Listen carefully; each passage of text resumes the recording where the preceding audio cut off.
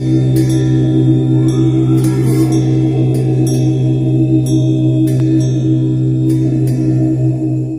nature of life is such… Listen, it's okay.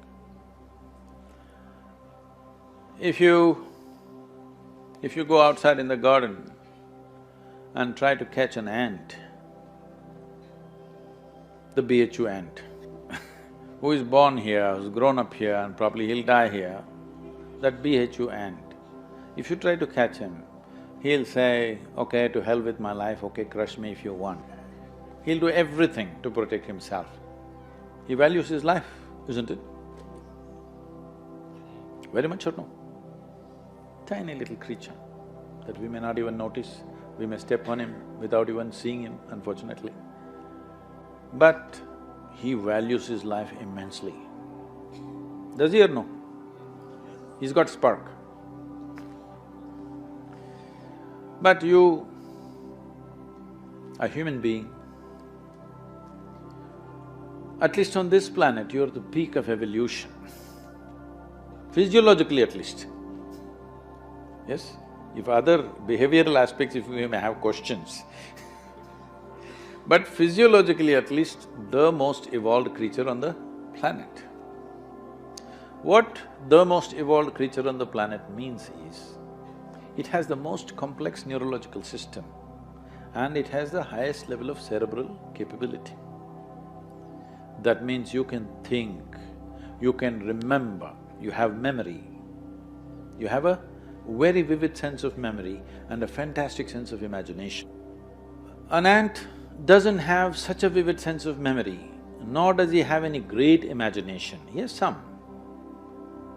But he has a presence of mind about the life that he is living. Because the education systems that you're going through right from kindergarten level is such that it is about everything except you. It's about everything else. Somebody is PhD in tourism, somebody is PhD in biotechnology, somebody is PhD in something. Nothing about this. How does this function? There is no attention at all. A human being functions. You know, you have a Kalabhairava temple here. What this means is, a human being exists in 3 times. He lives because of the richness of his memory. How rich is your memory determines what you will do and what you will not do right now, isn't it so? So memory is important, the present experience is important, and how vivid is your imagination for tomorrow is very important. Right now the problem is, these things have all gotten mixed up because discipline of faculty has simply not come. Nothing has been taught to our children that there needs to be… Discipline means people think English kind of discipline, walking like this like idiots. Discipline of faculty is not there. Because of this, your own mind turns against you. What happened 10 years ago, you still suffer? Hello? What may happen day after tomorrow, you already suffer? Because there's no discipline of faculty. You don't know how to use your memory, you don't know how to use your imagination. Your memory makes you suffer, your imagination makes you suffer, and you think you're suffering your life. You are not suffering your life, you're only suffering the 2 greatest faculties of being human, vivid sense of memory and a fantastic sense of imagination, isn't it so? If you suffer the greatest faculties that you have, what can we do with you? If you suffer an ailment, understandable. If you suffer a disability, understandable. If you suffer your ability, hopeless case. Yes or no? You're suffering your capabilities. If you're suffering your disability, it's all right. You're suffering your capabilities. I must tell you this, about 4–5 months ago, I think, you might have seen it on the news, a young lady, 34-year-old lady, who was a television anchor in Hyderabad, jumped off the 5th floor window, killed herself, left a note, "Nobody is responsible for my death, my brain is my enemy." How many million years it took to get this brain to this size, and now it becomes your enemy? She articulated this, but this is true with almost 90% of the human beings. They are suffering their own intelligence, isn't it? If you take away half their brain, they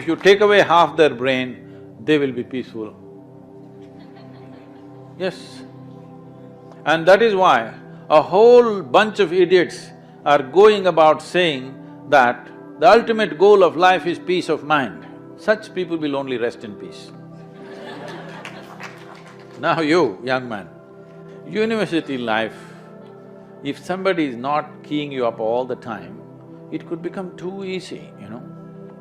Even I remember, when I went to the university, most of the time we were in the canteen or in the garden. The easiest part of my life was university. I think… I know nobody's going to like it but I think this university time must be shortened unless somebody is producing something brilliant.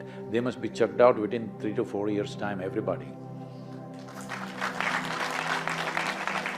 If they're doing something very focused and very intense, they must stay. Otherwise, see, this is all I'm telling all of you young people.